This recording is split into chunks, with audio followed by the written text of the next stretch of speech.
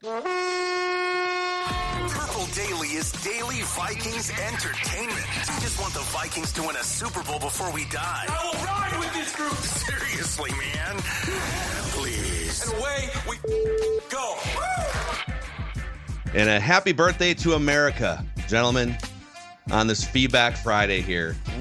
That's right. This show never rests, even for America's birthday here. You're all grilling your hot dogs, doing whatever you do on 4th of July. Opening those Funyuns, having some Arby's. Those roast beef sandwiches from Arby's. Oh, that Declan loves seriously, so where? much. Yeah. Where?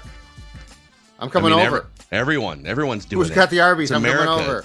It's America. Who's got the horsey sauce? Quick Trip has some supplies. If you're road tripping this weekend, Yep. if you're snacky this weekend, maybe you're just looking for some air conditioning for like 10 minutes. Quick Trip. Quick Trip is indeed the place to go. In fact, I was just thinking, Phil, the same thing that you said, which is it is road tripping season, right? Like you're driving to go see relatives or go have fun, and you're going through the Midwest, and guess what? You need gasoline. You certainly need snacks. Well, there's only one place to stop, and that is with the friendly folks at Quick Trip, because they're going to have everything that you could possibly want and need. Absolutely outstanding, because it's basically a grocery store, but it's like a convenience store, so it's all about your convenience. Great service as well. We're talking about counters that are staffed with actual staff, not just one person. Quick Trip doing the Lord's work, may I say, in this time of travel. So be safe and make sure that you stop at a Quick Trip to get what you need. That's right. So let's do some Feedback Friday here on this 4th of July before we send people off into their day, their weekends here.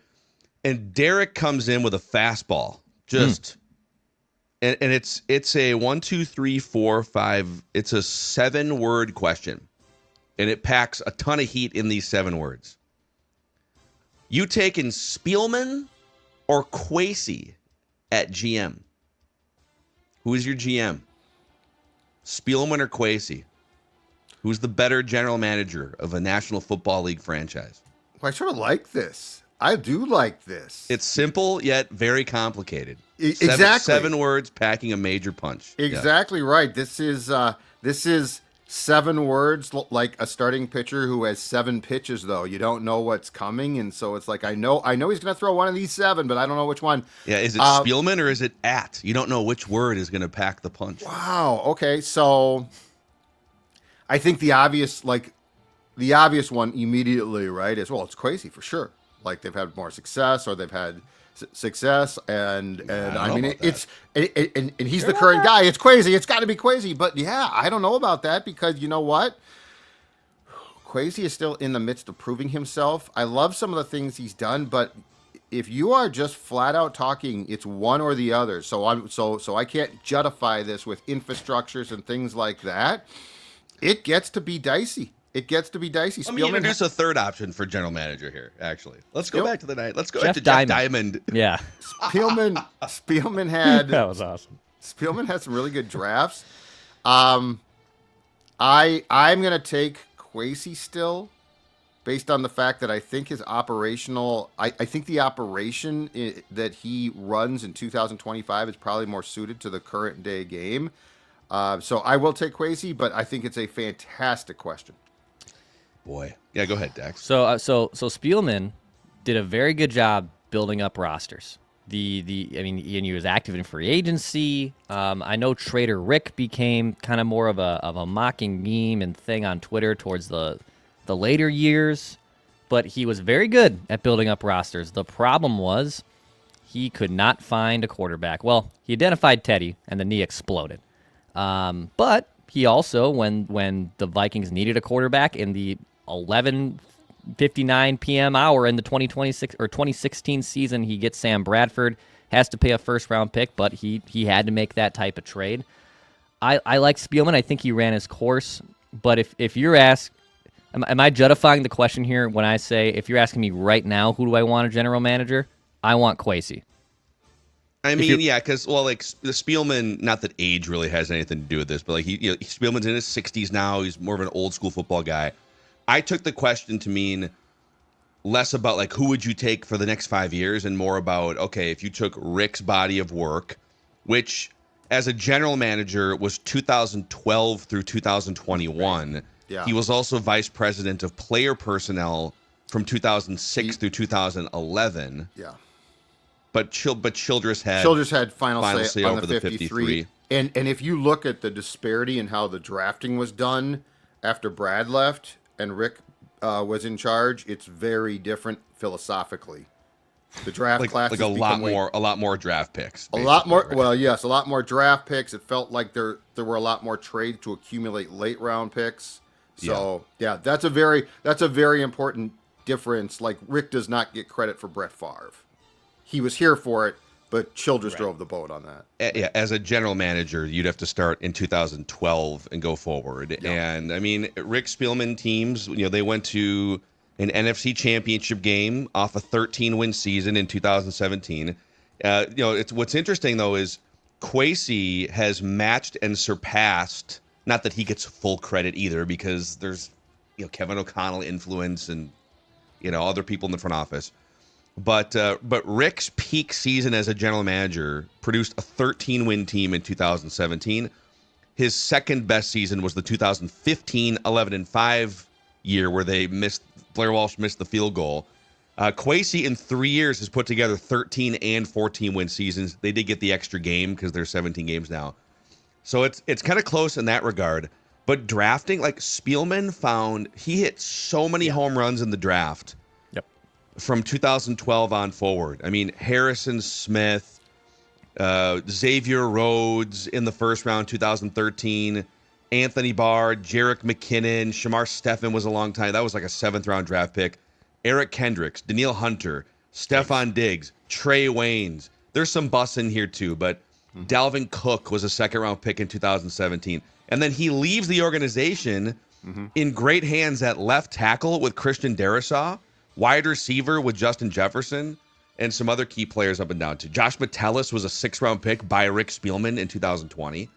So it's like, okay, if you were building I'm going to Juddify it. If you're going to build like a Frankenstein general manager, I'll take Rick's draft acumen to this point, but I will take Kwesi's view on sort of how to build a roster using analytical strategies like the in the margin stuff that Kwesi has kind of shown a propensity to be good at. And I would argue on one more thing on Spielman. People ragged him for not being able to find a quarterback. He whiffed on Christian Ponder, but that was technically the year before he became officially general manager. That was 2011, but he had a big say in the draft process. The draft was his baby in 2011. We don't know on Teddy. That was an injury. Bradford was excellent for a year and absolutely worth a 1st-round pick, and then his knee explodes. And in Kirk, he finally said, F it, I'm just going to go get Kirk Cousins to just fix the problem. And the problem there was less about Kirk. It was more about the massive contract and the guaranteed ironclad structures that prevented them from having maneuverability with the rest of the roster. So I would take Rick Spielman's career over Kwesi's to this point by a hair. And I think that the way that Rick sort of ended his tenure, we view him more negatively, we meaning like Vikings fans and media, than is probably fair. That's my stamp on this. The Kirk thing, though, is a massive problem because of the cap and the fact that he forced a quarterback on a coach and it didn't work out, and he had hired that coach. Like, I do think, I think it's fair to compare Zimmer and Spielman in the same light as until 2018. Yeah, Rick didn't find a quarterback, but he did a lot of things well. But, his eventual obsession with like 6th and 7th round picks. If you're just asking me today, Rick Spielman, football guy in his prime, or Kwesi in his right now for 2025, I'm going to defer to the guy who I think clearly has a better understanding of how you build a roster now. Now, you put him back in 2012, it might be different. But I'm going to go Kwesi with the door still open that like Kwesi's book is far from written. Mm-hmm. It's pretty wild because if you look at all still right now, outside of Addison, look at the core pieces on the Vikings roster, and J.J. McCarthy can certainly change this with an excellent season. The core people that the Vikings have drafted that are still on this team are Spielman guys. Brian O'Neill, Christian Darrisaw, Harrison Smith. Like, Metellus. Justin Jefferson. You look at that, and that is kind of shocking that we're now 4 years into the Kwesi era, and it's still Spielman's guys that have been kind of the core dudes. The 2024 draft, though, gets to tell its story, I think, starting this season especially. So like our view, if Dallas Turner pans out, which I think he's going to, if certainly McCarthy pans out as the first top 10 pick at quarterback in the franchise history, that changes. But yeah, and Rick did some astute things. He was not a bad GM. I'm just going with sort of like their philosophical approach, even in their prime in today's game. Okay, Jackson Riggins chimes in here. Feedback Friday. Jackson here, drunk from a nightclub in Tampa, Florida. I want to know all of the crew's actual expected year that the Vikings are going to win a Super Bowl. Thank you to Jackson for taking time out of his night. VIP, bottle service. Hey, listen, friends, I just need to go send a quick message to my guys, Sports Dad, Dex, and Phil. Like a good quality nightclub, or I wonder what we're talking about here. Listen, Jackson will be back in a minute here, but he's got a question for the Sports Dad that can't wait. Yeah. Just give me 5 minutes real quick here. What year are they going to win the Super Bowl? Boy, I love it. I'm going to go with 2027. How about that? 2027. Because I think you got to make a playoff run first, right? Probably you gear up a little bit. Like they still have not made the one flaw, I guess, with O'Connell. They have not made a playoff run. So let's say they need to make a playoff run. McCarthy now, we'll start in 25, 26. Yeah, 3 years in is a very fair expectation. I'm going to go with 2027 for Super Bowl. I hate to just steal Judd's answer, but that's kind of where I'm at. I don't think it's this year, but my expectations for this year are at least a playoff win. That is my bar for this season, is a playoff win. Get Kevin O'Connell the first win. Get J.J. McCarthy's feet wet in some postseason games, and then that is the building block for hopefully a dynasty like run for the Vikings. You're just skipping. You're skipping going all the way dynasty. I'm taking Super Bowl. Yep. I'll take my Super Bowl and go. But maybe Dex is in the club with Jackson right now. This is actually three cocktails. There's Kahlua on this 4th of July in this coffee right now as I wake and take and give you this dynasty run. That's champagne flowing. Mm-hmm. So just to be clear, when you guys say 2027, you mean the 2027 season? Correct. Right? Yes. So, not yes. January or February of 28. Yeah, and I respect your thoughts on this and opinions. I think you're both wrong. I think it's the 2026 season they win the Super Bowl. And I've been saying that for several months now. Good point. That I agree with. There's a couple boxes to check. One being win a playoff game, but I would say even a box before that is get to the playoffs in back-to-back years for the first time since 2008, 2009. Because not that you can't just pop up and it's happened before where you miss the playoffs and then you jump back in and you make a run. But I think like this year, go win a playoff game, check those boxes. JJ McCarthy, full season of experience, and then ideally like the Hargraves, the Jonathan Allen, some of these guys who are even Ryan Kelly, your current starting center, who are teetering on the edge of the age cliff. I think by 2027, those guys are all gone. And then I kind of wonder, all right, how are you filling in defensive tackle again and starting center? I feel like 2026 could still be a sweet spot where veterans that you brought in are still on the team and productive, and J.J. McCarthy is 1 year more seasoned. So respectfully, I feel like you guys are being off too by pessimistic here. No one's going to complain. 26, 27, heck, it could be 28. Who knows? We'll take it. No, 28. Something's gone terribly wrong if we have to wait till 2028. Fire everyone. Bring back Rick Spielman if we're still waiting in 2028. Anakin Skywalker chimes in here. Nice. Didn't know that Anakin was a fan. Yeah. Yep. Show. He's one with the Force now. Boys, I'm not going to lie. You have me tearing my beautiful wavy hair out on the safeties section of your all-quarter century Vikings team. I'll save you the trouble of choosing between a dance merchant, Cam Bynum, and an absolute scum of the earth human, Darren Sharper. He says we missed an obvious one here.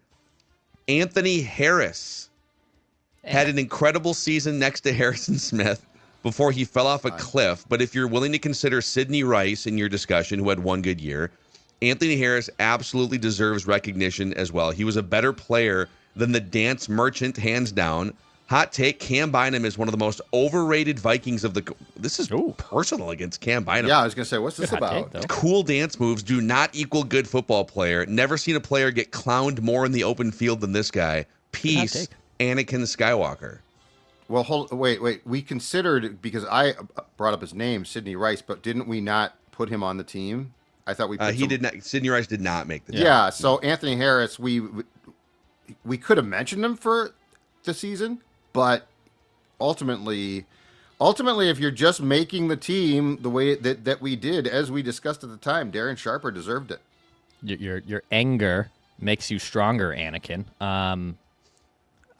We did this. I said the same thing for Brian Russell, though. In fact, I would argue Brian Russell's one season was even greater than Anthony Harris's one season. Like, if you want to compare them. Yeah. So, like, I pushed for that as well. But and he was fine. He was totally fine. He was awesome that 1 year. But Cam Bynum and Sharp, despite being a despicable human being, have a better resume than Anthony Harris. Brian Russell with 9 interceptions in 2003. Yeah, he was awesome. Also, on Harris, one of the great botched moves that Spielman did, which was he franchised him because he thought he could trade him, and everyone laughed at him. And then they were stuck with like a franchise $10 million tag number. Yeah, that's right. They were stuck with a franchise tag on a guy who I think they very well knew that he was a 1-year wonder and thought, but some sucker will trade for him, and the teams were like, no, we're not going to trade for him. See, bye. And wasn't he was a 7th round pick, if I recall? Or was he undrafted, Anthony Harris? He was undrafted. Yeah. He had a great pop-up year, but it's awesome. But I think that note there had a little bit of like, I thought that we missed like a big name. Because I went through all the safeties from 2000 on, and I was going to say, did we like totally miss a guy? He never came up in our discussion. No, he didn't. Was in retrospect, was Anthony Harris worth a passing mention, and we snubbed him for a passing mention? Sure. Yeah, we could have mentioned him. Okay. Yeah, so next time people ask you, so what do you guys talk about on Purple Daily in July and the dead of the offseason? Well, we have 10-minute debates about whether Anthony Harris or Brian Russell deserved passing mentions on the All-Quarter Century episode. But that was a lot of vitriol right there for Anthony Harris. Sounds to me like Anakin Skywalker, it's less about Anthony Harris getting snubbed and more about he feels like, this is the take. Yep. He feels like Cam Bynum put excessive amounts of time into dance celebrations versus like film study. It's very Judd-like right there too. It's very Judd. I sort of like where he's coming from there. Doesn't that feel like what the take really is here? Yes. And I don't know, did the PFF grade support that? I don't recall them supporting that he was like being clowned. Like, we know that Ivan Pace Jr. in coverage is not good. I'm gonna look. Let's look this up here. Cam Bynum. I don't remember having these discussions that somehow Cam was being absolutely clowned. Let's see here. Okay, I'm pulling up the PFFs because we got to get to the bottom of this once and for all here. Put that quarter century team. Because we're therapists. And plus we're therapists, so like we're trying to help someone work through their anger and rage. Well, in his career, he's not amazing in coverage. He's like, I would say Cam Bynum is very good at many things. He's not like elite in any one thing. He's not Harrison Smith. He's a really good football player. Like it was a hit of a draft pick. Versatile. But in the 4 years with the Vikings, 3,600 snaps, opposing quarterbacks have a 100.1 passer rating when they quote unquote target him. Now how they parse that apart it's a little different for a safety. Like, are you always covering someone or is it a zone? Yeah. It's just a little bit tougher. Yeah. So, well, Anakin, hopefully you can work through these feelings. We could have mentioned him though. Oh, careful. Anakin working through feelings is what led him to the dark side of the Force. So we got to be a little careful there. That's why I quit with that franchise. Got too confusing. It is. They're bouncing back and forth. Is it a prequel? Is it? No one has any idea what the timeline is. Just play for one team, okay? Wow. Yeah. Which generation of Skywalker play for one is it? team. Just play for one. Stay on one team. Stay with the Orioles, okay? Trying to bounce around. Doing hot takes the day after the Empire takes over the world, and here's John. Can you just pick a team? We just genocided a whole bunch of people. Can you just pick a squad? Just stay with the Orioles. They brought you up. How about Judd doing pie charts of blame and praise for Star Wars movies? Without seeing them too, because I will. Yeah. I tell you right now, I'm never going back. I'm never going to watch other than one, which I saw in the theater. What? Episode 4. What's that? The episode 1. You said 1, which is technically first one? episode 4. Yeah, that's another thing too. You Yeah. can't do that. Once you release it, it's episode 1. You can't go back and be like, no, But they're prequels. So right. But You it's did it on one- purpose. But they weren't called. It wasn't called Episode 4 when the original one came out That's in what the I'm saying. 70s, right? No, That's it what I'm was. saying. Yes, it was. It was? When the original one came out. Yes. Yes. Hold on. Okay, that's against the rules. You can't Was do that. it? Sorry. Yes. I thought they kind of like Jimmy rigged it, the branding I back. have no idea. Just don't get cute. Like I always say. In the here draft we go. and movies, don't get cute. Okay, I'm sure no. Declan's So right. I think Declan's wrong on this. So Oh, it says whoa. Star Wars Wikipedia first sentence. Mm-hmm. Star Wars parentheses later retitled Star Wars Episode 4: A New Hope. Okay, you can't do But that. when was it retitled? Because Was in it my after lifetime, they came out with? Well, Yeah. if it was retitled, then it was changed after, which you can absolutely not do. there's going to be That's a flaw in the franchise. There's going to be an awesome blowback contingency in the comment section over this right now. And I I can't saw wait the to see original. it. You can't do this. I don't care if there's blowback. I can't wait. I'm I excited. was for in it. the theater for it. Who else was in the theater for it? Most of you weren't born. Yeah, it was negative.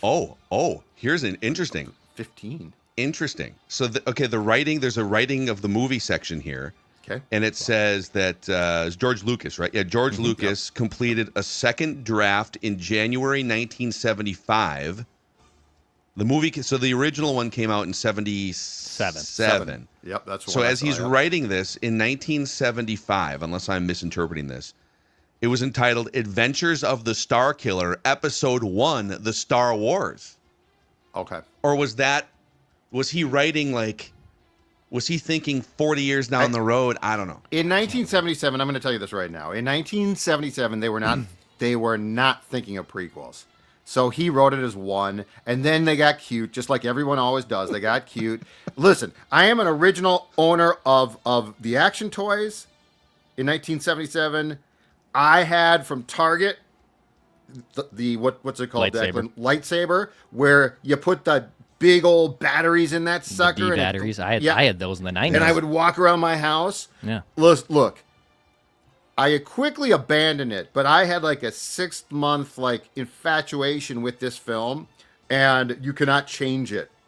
Like in retrospect, I'm you don't envisioning understand. That was a new episode 4. segment here on Purple Daily, or maybe Mackie and Judd Vader, where you come in to lay the law down on Minnesota I had sports the big figures. dude. You should have seen those in 1977. Though you put all these what Yeah. were the big one? D batteries. D batteries. Yeah, the D batteries in there, and I'd be hoisting that thing around. You can't change it. Just walking around the neighborhood like a weirdo. That was still the case in the 90s Yeah. when they rebrand like in mid 90s they still had 4 D batteries for 45 minutes basically of life before you had to swap them back out Crazy. again. Yeah. I had the R2D2. I think I had the C3PO doll. Wow. I think I still have them. Had a bunch of the Star Wars trading cards. Some of those are worth a lot of money. Those probably are worth something. Let me look that up for you. I'll be your concierge for you. Declan, can you look? Okay, I'm sorry. How about Judd Vader at Meadows at Mystic Golf Course? Yeah. That's what I want to see. I Yeah. want to see you dressed as Darth Vader, taking your hacks as a lefty out on the golf course. Yeah, the force is strong with you. Whether you're shooting 106 like me or maybe you're breaking 80, it's one of the best courses around. GolfTheMeadows.com, by the way, to book that tee time. Maybe you're still in the metro and you're looking for something to do. You can go check that tee sheet out. Plus, for any out of town Vikings fans, if you're securing tickets already for 2025 and you got some plans, you want to come up here, go golf the Meadows. It's one of the best courses around. They have a great pro shop, awesome patio too, a huge expansive patio. Go to golfthemeadows.com to book that next tee time. Also, a shout out to Federated Insurance, which has spent a lot of time over the last 20 years helping to raise money for great causes. The 21st annual Federated Challenge, supporting Big Brothers Big Sisters, hosted by Federated Insurance, is coming up here in a few weeks. It's a 2-day gala. Over the last 20 years, they've raised almost $60 million for youth mentoring. 100% of the money goes directly to Big Brothers Big Sisters and the Federated Challenge Scholarship Program. If you want to get involved and become a sponsor, federatedchallenge.org. Federatedchallenge.org. July 27th is the gala at the St. Paul River Center, and then golf at Hazeltine National on the 28th. So check it all out at federatedchallenge.org. All right, a lot of feedback takes about the all-century, the all-quarter century team, and then the upcoming all-JAG team, the Just a Guy team, on Monday next week. So James Bergeson says, hot take, all caps, Jim Kleinsasser should be on both the all-quarter century team and the all-JAG team. Wow. This Jim knows Jims, laugh out loud, he says. I think this is kind of disrespectful. Jim Kleinsasser you know what? is one of the great blocking H-backs. If I may parse this apart just quickly and just a little bit here, Jim Kleinsasser was a meat and potatoes guy, but that doesn't mean he's a JAG. Mm-hmm. Like he played tight end, and then I believe was one of the first guys to start to play H-back. So yes, he was a meat and potatoes. Would love to get dirty, love to play outdoors in December, but I don't think that can be mistaken for a JAG. Well, I agree, it's disrespectful. Yeah, I think actually this is what happens. Just crossing over to Flagrant Howls, our Timberwolves podcast. This happens to like Rudy Gobert, where he's not a good offensive player. He's not going to put up a bunch. He's not going to shoot threes. He's got bad hands, but he's awesome at certain things defensively, like elite and alters games. But he doesn't put up the stats and the box score. So people look at him kind of like, well, why? He sucks, right? He doesn't score 20 points. Guys like Kleinsasser, there's Josh Oliver saying what Josh Oliver is one of the best run blocking tight ends in the entire league. Now the rest of the Vikings rushing offense needs to get their act together. But just because Jim Kleinsasser didn't catch 50 passes for 750 yards, he's out there, like Judd said, in the mud, the football trenches, doing work that most football players can't or are not willing to do to clear the way to rush for 2,000 yards or whatever it is, right? So, yeah, I think it's a little bit disrespectful, James. A little bit disrespectful to one of the great Vikings H-backs of all time. Yeah, just because you don't show up on the box score consistently does not mean that you are a JAG. Let's see here. Hunter Hermes Hunter H says, hey, Declan, can you please help me sort something weird out? There's a weird mismatch on food poisoning between Phil and Judd. Judd was very turned off with grad party food, like the flies and sitting out in the heat, whereas Phil was willing to bet his entire life to eat some 3-day-old potato salad at a grad party. And then Phil had no interest in Arby's 3 for $5 sliders, where Judd was willing to chalk it up to God's greatest gift to humanity. Can you please weigh in here, Declan, and provide some middle ground judgment on the gap between their food poisoning, I guess, issues? This is number one. That's one of my favorite pieces of feedback we've ever received. It's a great question because both of you have very strong takes on what you will risk, I guess, with putting in your stomach for food. I do think, and now, Judd, I'm not a big potato salad guy, and just in general. I don't really like it. It's not my thing. But for you to then completely double down on Arby's being God's greatest gift to humanity, or for food maybe, I think it's a little extreme. So I think you're both a little flawed in this. If I had to pick one, though, because even though I don't like either of these foods, but if you're telling me I'm starving, which one am I going to eat? I will go with the potato salad outside. Over the Arby's. Over the Arby's, because I've gotten sick from it. What if there's a fly on it? You don't have to eat the fly, but it was like hanging out on the potato salad. That's I actually am, and this might have been lost in interpretation. I actually am a potato salad person. I like potato salad. Okay. But potato salad felt a little hurt by your comments. But if you've ever been to an event where food outside, aside from like burgers and brats, food outside I think is sort of gross. But you should, like, if anyone's just putting like the cold foods just out in the heat. Yep. Like you should have them in like there's like ice beds you can make, Yeah. and Oh, put sure. the bowl on like an ice bed or something. you But know? I'm saying at its worst, potato salad baking in the sun with bees and flies hovering and like going from horse poop to the potato salad and back to the horse poop. That's what grosses me out. I am not grossed out. I like coleslaw, potato salad, but all of these things when put outside, if they're not, first of all, they have to be covered constantly, which they're ordinarily not.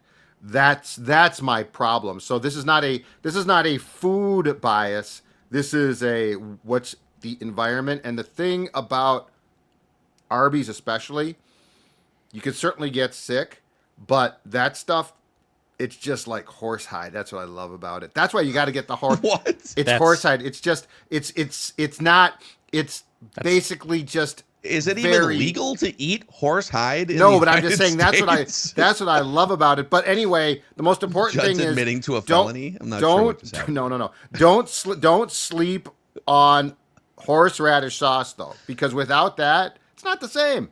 I like the horseradish sauce. I feel like all your worries about like potato salad or just outside food in general, you are just like absolving and to all the fine workers at Arby's, like a fast food industry being also very clean and cleanly and taking all the precautions necessary to make sure their food is not poisoned. But all on Tuesday next week, Declan here for Wendy's. Wait for Wendy's. Yes. But all fast food, that's not an Arby's thing. That's an all fast food thing. And quite frankly, I think this comes down to, for me personally, one thing.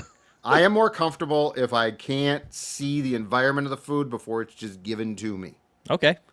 I respect that. I'm So literally. you'd rather just be blindfolded, just literally like just put something on. Because if you were to go to like every restaurant that you've eaten in and go back to the kitchen, I'm sure there's some that you'd be repulsed at. Oh man, I'd rather not know. Watch an episode of Bar Rescue. That's a disgrace. I'd rather not know. Shut it down. Shut it down. But- Shut it down. Down. But I don't have a lot of food biases, like the actual foods. It's more the environment for me. I'll just my quick answer here. I can explain the discrepancy. I've had food poisoning 3 times in my life. Once when I was like 12, another time in college, and then once over a Christmas trip to Arizona like 2 or 3 years ago and I was giving you guys play-by-play on that one. Mm-hmm. And the first time when I was 12 was specifically from a fast food restaurant. And I remember when I was eating it, I was like, something looks and tastes a little off, but I'm 12 and I'm, whatever. I was hungry. It was like a field trip and wiped me out for days. And then in college, it was 100% my fault. It was undercooked chicken breast on a Foreman grill. Oh. And again, as I'm eating it, it was like something Chicken too. Something's a little chicken. off Oh, here. yeah, I didn't have a meat thermometer. That's a death sentence right there. And it was bad. and then it was like 3 years ago. It was like a brisket avocado toast brunch situation. And there was something off about the brisket, and it's again like I bit into it, but we had just done Camelback, so it was like a 3-hour hike. We're starving, and we get this food. I'm like, okay, this tastes a little off, but like I'm super hungry, and so in all 3 cases, it was mystery meat of some kind that did me in for food poisoning, and it was not to absolve myself because like I'm to blame in part for all 3 of them. Anyways. You come for the football takes, and you get debates about Cam Bynum. Did he dance too much instead of watching film? Anakin Skywalker asking questions, and food poisoning discussion here on Purple Daily. So basically, I think, Phil, we're both talking about things like it's not necessarily the food necessarily. It's like things that are in our memory bank about how it went. Very triggering for me. Yeah. It's like when you're a kid and you might have the flu and you don't know it yet, and you eat a food, you get sick, and then for years you can't eat that food despite the fact it had nothing to do with you actually being sick. Yeah. By the way, there is another bin of questions specifically pushing back about Field of Dreams going undrafted in the baseball movie Snake Draft last week. I saw a bunch of those, and I was fully expecting this.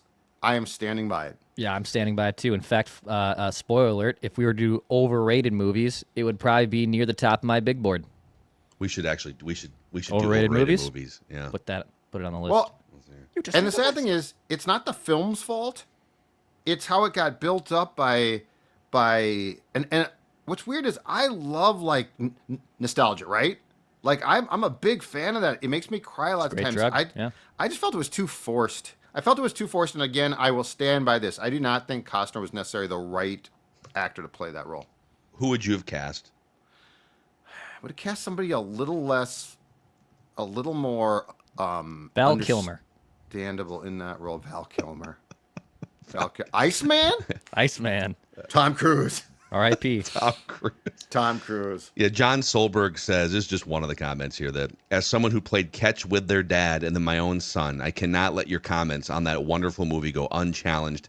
I teared up when I first saw the movie in the theaters. I still tear up for it every time it's on, and I know my son, who is now in his late 20s, does too. I'm surprised you guys don't get the movie. My son Ryan and I would love to sit down and watch it with you. I would love to watch Judd sit down with John and his son Ryan and watch this movie for 2 hours. I would just observe Judd, not the movie. And again, I have family in Dyersville. I've been there to the set or to the field a bunch of times. It's awesome. It's really cool. It's more the movie, and it's more and I played catch with my dad too. I just felt like by the time it got to that scene, it was almost like cliched. Hey, you want to have a catch? Yeah. It just didn't feel authentic. I just think it's boring. I just think it's a boring that's movie. another. I don't know. I don't think it's good. I see where you're coming from. I don't necessarily agree. It's a lot of driving across the country, cornfields and stuff. This is someone too that could sit down and be enthralled by Ken Burns' baseball's innings 1 through 9. You talk about boring baseball. I love boring baseball. That movie itself is boring. We need like a few more explosions in Field of Dreams to make it more exciting, and like a montage or something. So I saw Michael Bay. I came across it a couple of weeks ago on a Saturday, like a month ago now. And here's another problem with it too. When the little girl starts to choke on the hot dog, and it's Moonlight Graham, right? Who like leaves the field, and then of course he's a doctor, but he's also aged out now because he can't play anymore. That kid would have been dead.